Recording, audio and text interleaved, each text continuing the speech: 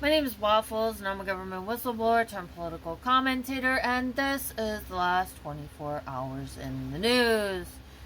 Today is August 22nd, 2025. It is 3:10 a.m. Mountain Standard Time.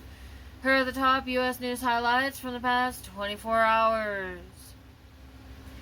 Judge rules Alina Habba appointment unlawful. A federal judge ruled that Alina Habba's appointment as acting U.S. attorney for New Jersey was invalid, as it extended beyond her 120-day term by bypassing required confirmation procedures.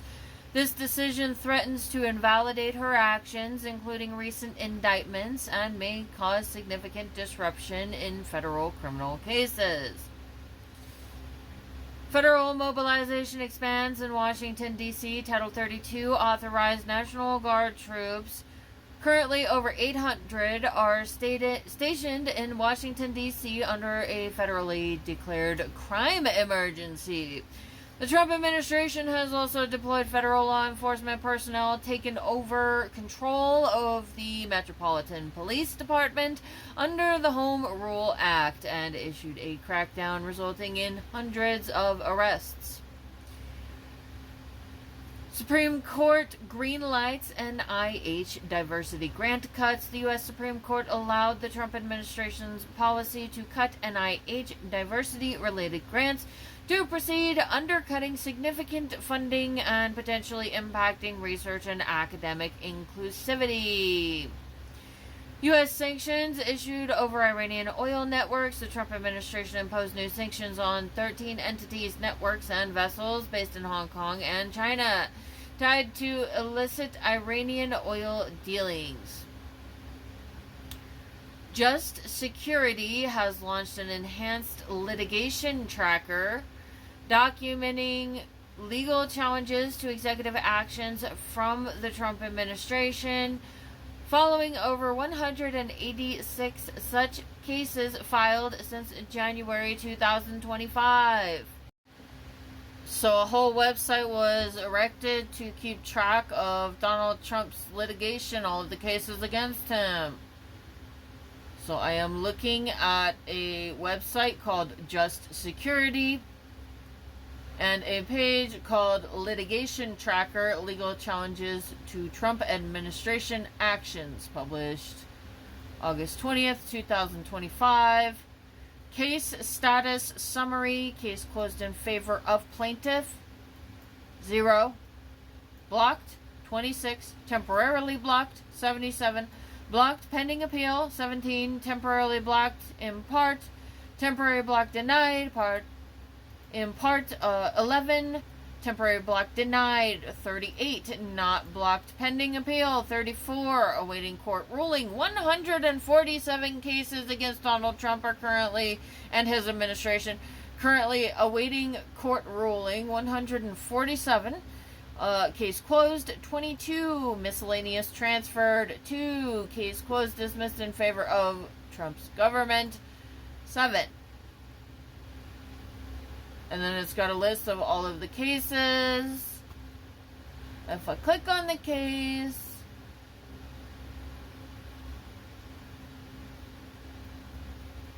there is a significant amount of case documents available for study.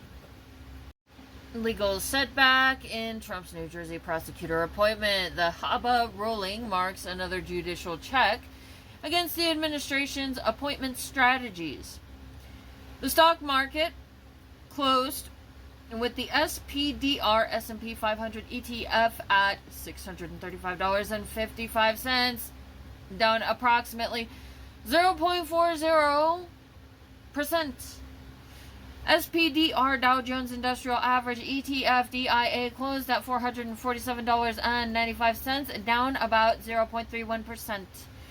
Invesco QQQ Trust closed at $563.28, down around 0.47%.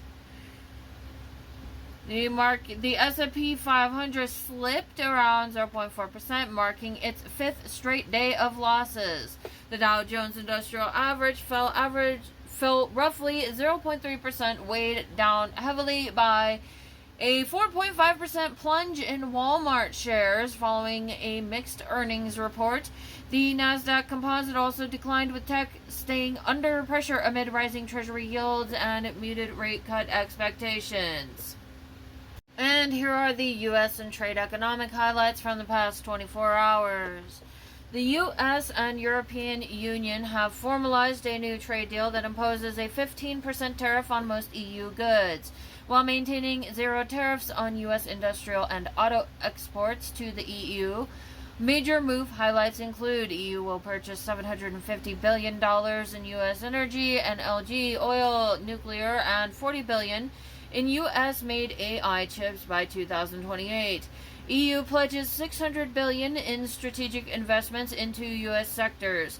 The U.S. will reduce its existing tariff on EU autos and parts from 27.5% to 15%, contingent on reciprocal EU action. India and Chinese tariff impact. Exporters in Kolkata, India, are considering using Made in Europe label on leather products to bypass new 25% U.S. tariffs, demonstrating the real-world pressures of shifting trade policy.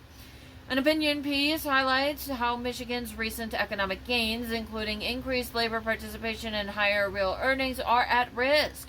Automakers have already paid $2.1 billion in U.S. tariffs, squeezing profit sharing and threatening job security. And remember, kids, the stock market is not the economy. Just because the S&P 500 or Dow Jones may be performing does not mean that wages are growing, jobs are secure, inflation is under control, or that people are thriving. And here is the upcoming hazardous weather outlook for the next few days. Expect a persistent heat wave in the west, southwest, and Great Plains, with temperatures rising from the lower 90s to mid-90s through Friday. Key risk: elevated heat stress, particularly inland. No widespread storms forecast. Localized wildfire risk remains. Midwest and central U.S., hot and mostly dry conditions continue, with possible mild relief as temperatures dip slightly on Saturday. Key risk: heat-related illnesses remain the primary concern through Friday. Southeast and Gulf Coast, hot and humid with limited storm activity expected. Key risk: heat stress is the main threat, though isolated showers may appear by the weekend. Northeast and mid-Atlantic, sunny and warm through Friday. Saturday brings chances of afternoon thunderstorms. Key risk: watch for localized rain and lightning if planning outdoor activities. Southern California and coastal west, severe heat persists. Extreme heat watches and red flag warnings remain in effect through Saturday in Los Angeles and inland regions. East Coast and mid-Atlantic beach areas, dangerous surf and rip currents are ongoing from Maine to Florida due to Hurricane Erin. Expect storm surge, flooding, large waves, and strong rip currents through Friday. A coastal flood warning is in effect for parts of Virginia and the Carolinas. Lifeguards and emergency personnel are on heightened alert following numerous rescues. Central Appalachians, thunderstorms are possible today with localized heavy rainfall and flooding risk, particularly in higher terrain areas. Southern California, heat hazards dominate across the west through Friday, especially hazardous in this area. Hurricane Erin's effects remain lethal on the Gulf Coast. Even as it pulls away, surf, flooding, and rip currents are urgent concerns. Thunderstorm-related flooding risk today only in parts of the Appalachians, otherwise drier and less hazardous weather through the weekend. Here are the top international news highlights from the past 24 hours. There's a cat playing with her favorite bag right now. Famine officially declared in Gaza City. The UN-backed integrated food security phase classification has confirmed famine phase 5 in Gaza City for the first time, signaling an unprecedented humanitarian catastrophe amid intense conflict. The classification warns that without large-scale aid and ceasefire, conditions may worsen dramatically.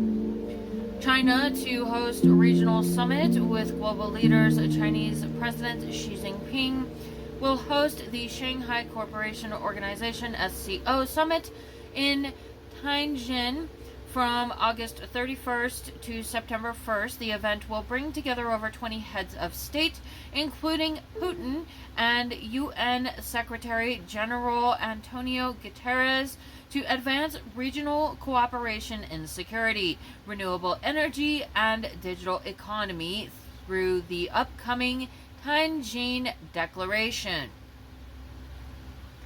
U.S. and Europe draft military options for Ukraine. Senior defense officials from the U.S., U.K., France, Germany, Italy, Finland, and Ukraine have finalized a set of military support options now being presented to national security advisors. These include air defense systems and possible no-fly zones, although U.S. troops are not being considered. Guterres urges immediate Gaza ceasefire. UN Secretary General Antonio Guterres has called for an immediate ceasefire in Gaza, warning of devastating civilian casualties from Israel's planned military operation to take Gaza City. He also condemned Israel's expansion of settlements in the West Bank and demanded the unconditional release of hostages. Global markets braced ahead of Fed signals. Key financial markets are treading lightly as investors await commentary from the Federal Reserve. Nvidia's upcoming earnings report, amid its $4 trillion valuation, has heightened scrutiny on the AI sector. In Japan, political turbulence is pushing bond yields higher, while Singapore faces IMF pressure over undisclosed debt. Western leaders rally against naive Ukraine deployment planning. Western defense leaders continue finalizing plans to support Ukraine. However, the head of Germany's soldiers' union cautioned against being naive, emphasizing that long-term deployments could require tens of thousands of troops. Zelensky reiterated his need for detailed security guarantees within the next 7 to 10 days before entering Russia talks.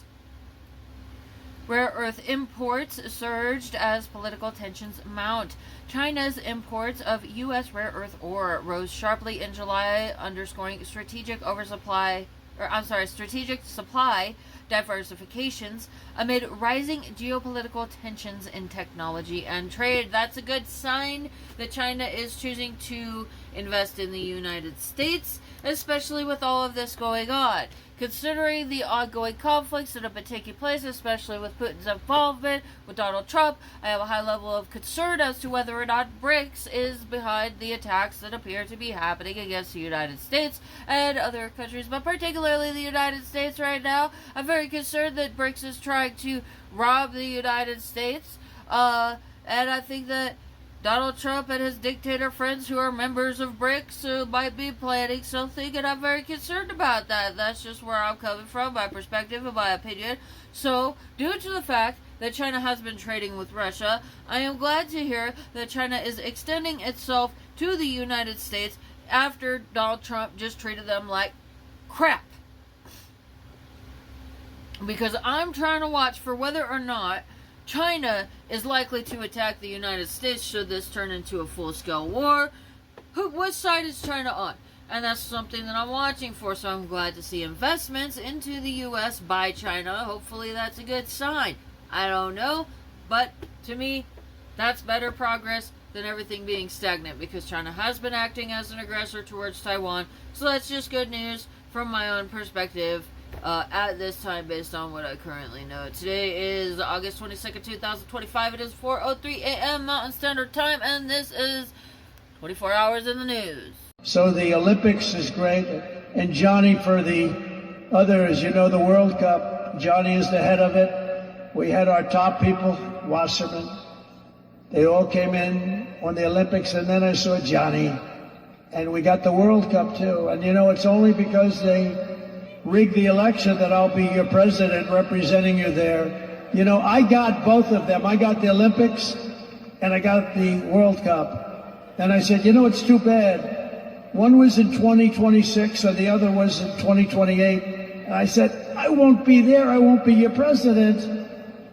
But then they rigged the election And now we won, so I'm going to be your president for the Olympics and for the World Cup. So, Johnny, thank you for the World Cup. And everybody, thank you for the Olympics. We're going to have a great time. Hey guys, don't forget to like, share, subscribe, and comment to my videos. And also, don't forget to check out my shop where you could get this awesome Real Patriots Punch Nazis t-shirt. America, fuck yeah!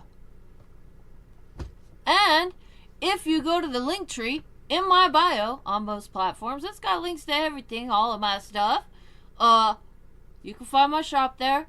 I'm on eBay. You can also get this cool Exterminate MAGA sticker, cause MAGA's fucking cockroaches. And fuck MAGA, abolish MAGA, fuck you MAGA.